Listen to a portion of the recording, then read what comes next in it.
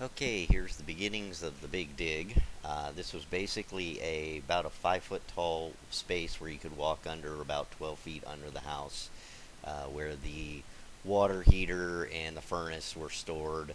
And then it went up to just a 3 foot crawl space, and it eventually made its way up to where it was just maybe about a foot and a half, 2 foot crawl space.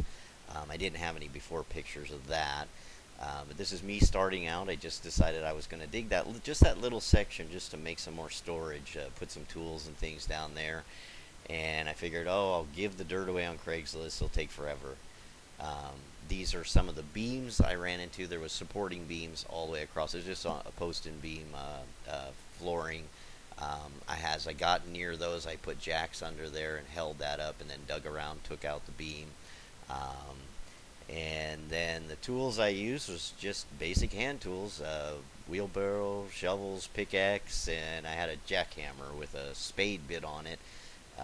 As you'll see later, you get down to some of that really hard soil, the clay. It's really hard to dig with a shovel, so you got to jack that out.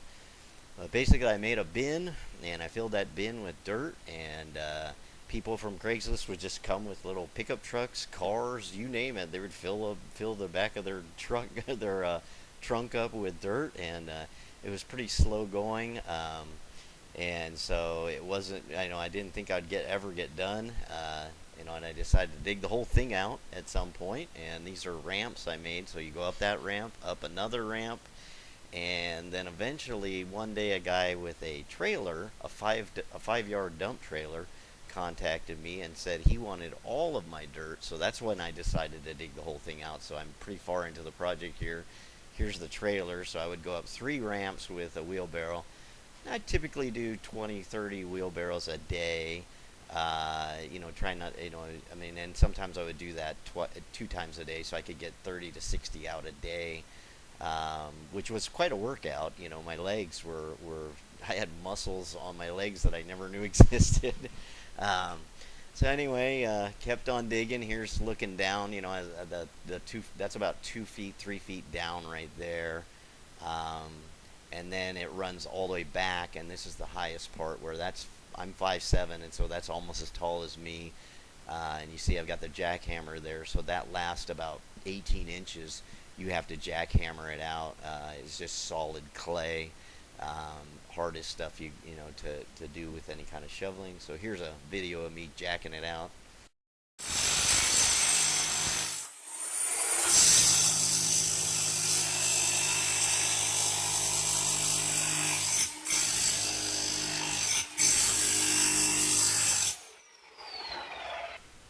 And there's some of the bags of concrete. I would bring in 40 bags of concrete at a time, stack them up, and then you'd have to bring them under the house to the location where we were going to pour out.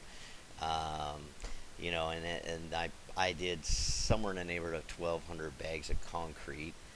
So this is what I did. Basically, as I go under the foundation, I would cut away, dig under the footing, just enough to get the concrete under the footing, make a rebar cage, and then I would there you can see another rebar cage. So you can see I just took a little 4 foot section out, and drilled the rebar up to the footing, and then hammered it into the next section, and then I would form up.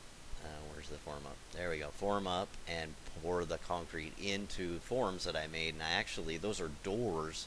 I scored a bunch of solid core doors off of Craigslist, and I just laid those up there and bolted them to the foundation and poured my concrete inside of that.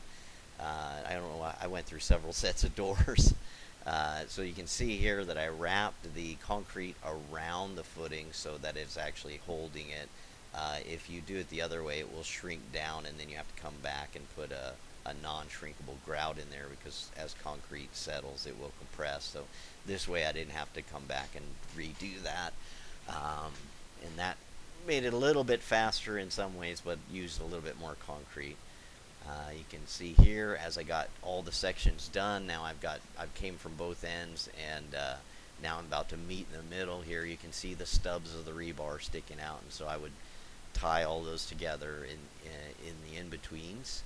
And I was getting pretty happy about this point because I'm finally starting to see the walls come up and what it's going to look like. And then we're going to step into here. You can see all the supports that I redid. I redid all those those carrying beams with a lot beefier. I believe they had 2x6s up there, and I went to 2x8s and redid the support posts and poured footings for the poles. And here I am with my last wheelbarrow full of dirt, and that was one exciting day right there because after removing close to 120 yards of dirt by hand, I was pretty excited to take that last one out. So then we put a drainage system in, so that's a weeper tile that with gravel that goes all the way around the inside perimeter, and I used what they call dimple board, so any water that would ever come down the walls will go in that dimple board and go behind that and get into the weeper system. And then there it goes to a sump pump, and there's my sump pump, and that pumps any water out. And here, being here in Washington State, we get water. We get lots and lots of water. So this is the final part. I'm going out the doorway here. This is where you saw me jackhammering earlier in that video, right at the doorway.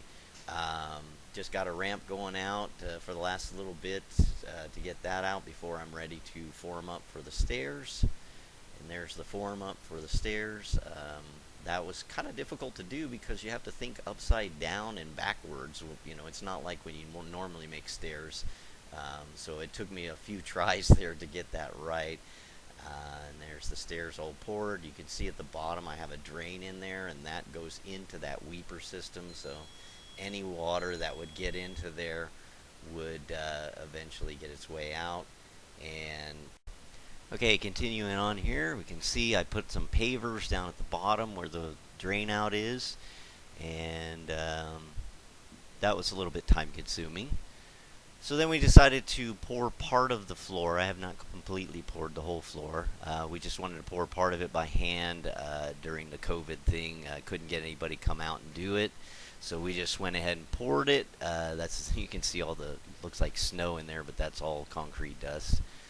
Just needed to get a section poured, so we poured just this one long skinny section here so I could store a bunch of stuff. You can see the floor's going down there, and then we're going to pour that next section. So that's like 12 feet there. We poured 3 12-foot sections, I believe.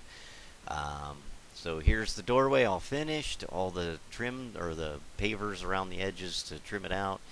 And then when you go down, now I've got my toolboxes down there. To the right is all that electrical work that I just finished. I moved the fuse panel under the house now, so that's no longer taking up space upstairs.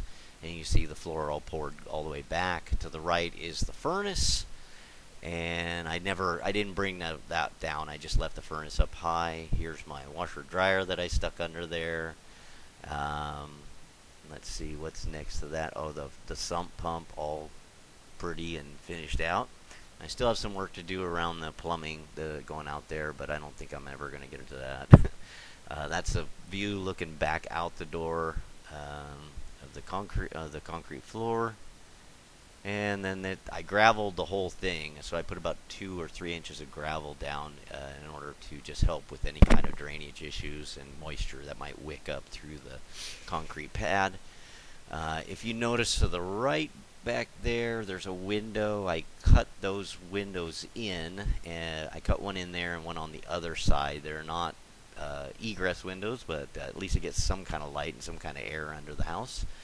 I don't know. There's probably 1,000 other things that I did in this project that I'm not even mentioning here, but this is the main portion of it. You can see all the walls. You see the cinder blocks is what it used to be, and then the concrete walls is where I dug out and poured.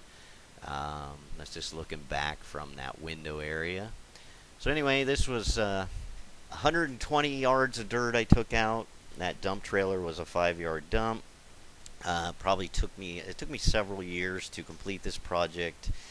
Some of that was due to just having to stop and do other things, and life gets in the way. And probably poured 1,200 bags of concrete.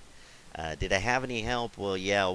Once when I was mixing the stairs, my buddy Steve came over, and then when I mixed the floor, my friend Max came over and helped out with that. But otherwise, it was pretty much all me. So Anyway, that's what life's my opus looks like.